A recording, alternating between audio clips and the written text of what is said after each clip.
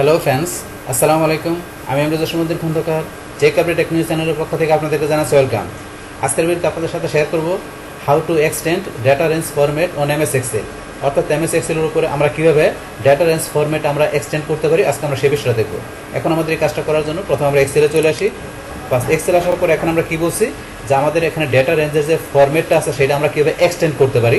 তো বিষয়টা কি, ধরুন আমরা আছে এখানে ধরুন রাখলাম 1 2 3, ধরুন আমরা এখানে 3টে ডাটা লিখলাম, আর নিচেও লিখি ধরুন 3 লিখলাম। বাস লেখার পরে এখন ধরুন আমরা কী করবো, এইটুকু এখান থেকে আমরা সিলেক্ট করে আমরা এখান থেকে কী করে একটা ব্যাকগ্রাউন্ড কালার বা এখানে ফিল কালার দিলাম। সেমভাবে আমরা ধরুন এখানে এইটুকুর মধ্যে নিচেও দিলাম।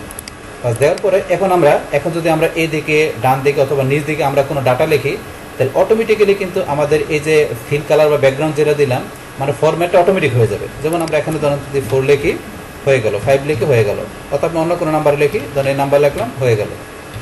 যাই লিখি এখানে এইদিকে ডান দিকে ফরম্যাট হয়ে যাবে। সেমভাবে নিচ দিকে আমরা ধরুন 4 লিখলাম হইলো, অথবা যে কোনো নাম্বার লিখি বাস এদের হইতেছে। তো এখানে এই বিষয়টা এখানে যে আমার কাজ চলতেছে এটা হচ্ছে আমার এখানে কোনটা, যে এখানে আমাদের এক্সটেন্ড যে ডাটা রেঞ্জের যে ফরম্যাটটা মানে আমাদের ডাটা রেঞ্জ আমরা এখানে বাড়াইতেছি, অটোমেটিক্যালি আমাদের ডান থেকে নিচ দিকে ফরম্যাটটা হইতেছে। কিন্তু এটা কেন হইতেছে, যদি আমরা এখানে ফাইলে যেয়ে আমাদের অপশন থেকে অ্যাডভান্সে যাওয়ার পরে যদি এই যে এখানে অপশনটা টিক মার্ক দেওয়া আছে যে extend data range format and formula, এই অপশনটা যদি আমাদের এখানে টিক মার্ক দেওয়া থাকে, টিক মার্ক দেওয়া থাকলে কিন্তু এই কাজটা করবে। যদি এখানে আমাদের এই টিক মার্কটা আমরা উঠাই দিই, এখন উঠাই দিয়ে ওকেতে ক্লিক করি, এখন যদি মনে করি আমরা এখানে লিখি আমরা কোন ডাটা লিখি তাহলে কিন্তু আর হবে না, এই যে হচ্ছে না। এবার আমরা নিজ দিকেও লিখি, আমরা যদি নিজ দিকেও লিখি তাহলে কিন্তু হচ্ছে না। তাহলে আমাদের সেই জায়গায় কি আমাদের অ্যাডভান্সের আমাদের সেখানে কি থাকতে হবে, টিক মার্ক দেওয়া থাকতে হবে। টিক মার্ক দেওয়া থাকলে এখানে কাজটা করবে, আদারওয়াইজ কাজটা করবে না। আমরা আবার যাই, যাওয়ার পর আমরা অ্যাডভান্সে যাই, আমরা তাহলে যে extend data range format and formula এখানে আমাদের বাই ডিফল্ট টিক মার্ক দেওয়া থাকে। যদি আপনার দেওয়া না থাকে তা সেক্ষেত্রে কাজটা করবে না। তাহলে আমরা টিক মার্ক দিয়ে রাখলাম, দেওয়ার পর ওকেতে ক্লিক।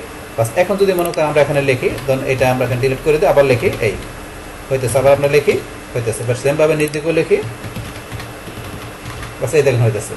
তাহলে এই যে এখানে যে বিষয়টা বললাম, এখানে আমাদের যে ডেটা রেঞ্জের যে ফরম্যাটের বিষয়টা আছে সেটা কি আমরা দেখা গেছে এখানে অটোমেটিক্যালি আমরা এখানে কি করতে পারি, আমরা এক্সটেন্ড করতে পারি। তো সেই বিষয়টা এখানে আপনাদের সাথে আমি কি করলাম, শেয়ার করলাম।